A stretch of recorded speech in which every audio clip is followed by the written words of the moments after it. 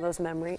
All right, welcome back to the Morning Blend. Our next guest is going to tell us what it's like saving two young boys from a burning basement bedroom, and he's likely going to say he was just doing his job. Yeah. But for his heroic efforts, Milwaukee firefighter Gregory Renz received numerous awards and was inducted into the Wisconsin Fire and Police Hall of Fame back in 2006. So what's the retired firefighter supposed to do now? Well, Greg drew from his professional life and 8 years of creative writing courses to finish his first novel. It's this, Beneath the Flames. It's a combination of love, race, and life as an urban firefighter. Thanks for being here today. Oh, I'm excited to be here. Great to meet you. Yeah, we were caught chatting with you during the break. It was so much fun.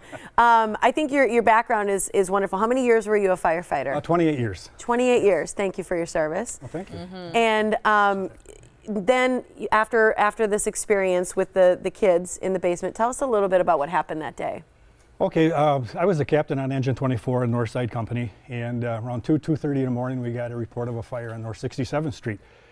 On the way to the fire, now we don't get that excited because it's a very busy firehouse. Get a lot of fires, small fires, whatever.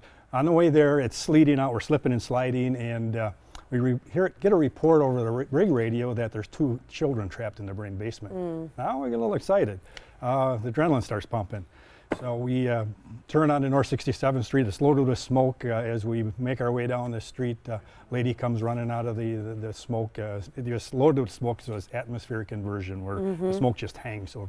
So anyway, I run to the back of the house with this lady to kind of size it up to see what we're going to do. And when I got to the back of the house, it was thick, gushing smoke coming from that back door. I thought, was it real black smoke? Black and gray, and it's a mixture of different colors, but basically black and gray. And when I saw the smoke, my stomach clenched because I knew there was no chance those children were alive down here in that kind of smoke condition. But then my battalion chief said, I think they're just off to the right. And the lady was saying they were just hollering for help right before you got here. Could you please get them out? Don't let them go. So first rule of firefighting is you never go into a burning building alone. Yeah. And you go in with a hose line to protect yourself. But you're back there by yourself. I'm back there by myself. I broke department protocols and rules and dove down the stairs to try to find those boys. And they weren't at the foot of the stairs, which would have been real easy rescue. I made my way through the basement, pitch black, I can't say a thing.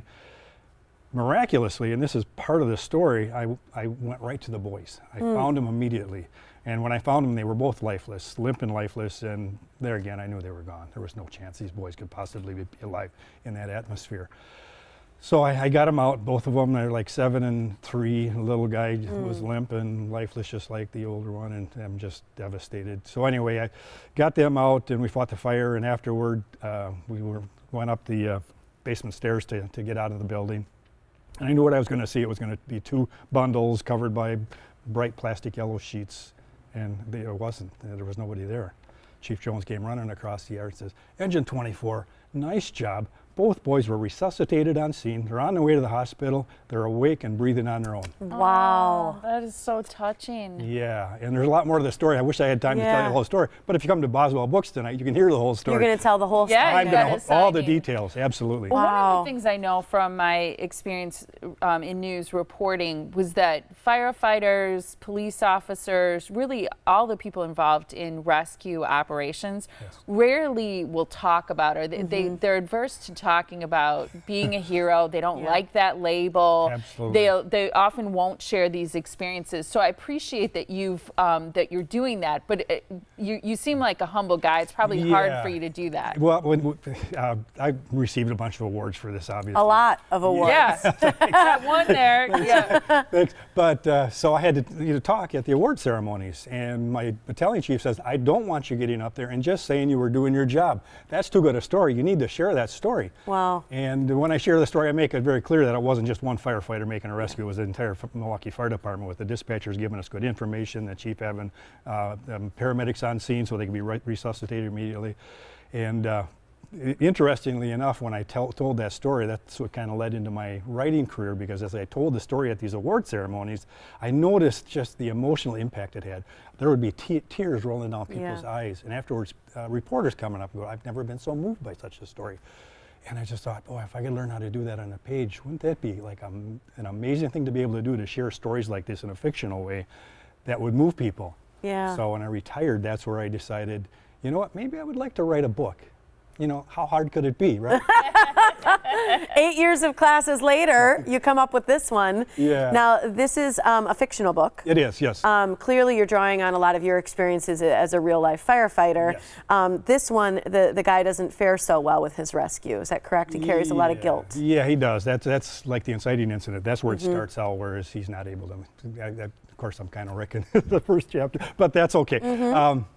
So yeah, I drew on my life experiences, the fire department experiences, but I do have to point out that the fire department or the firehouse sex scene was not based on a real life experience. My wife wanted me to make sure I mentioned that. Okay. I don't blame her. That's good. Oh, that is great. It's so wonderful to meet you. Thank you so much for bringing your story here as well as your book. You have a great signing tonight where people can get a copy of the book, meet you, ask questions. It's tonight at 7 p.m. at Boswell Book Company, which is located on Downer. People can learn more about Beneath the Flames and more about the author by going to glrenz.com. The web address is there on the screen. Thanks so much, so Greg. much. Nice to thank you. meet you. We appreciate it. Yeah.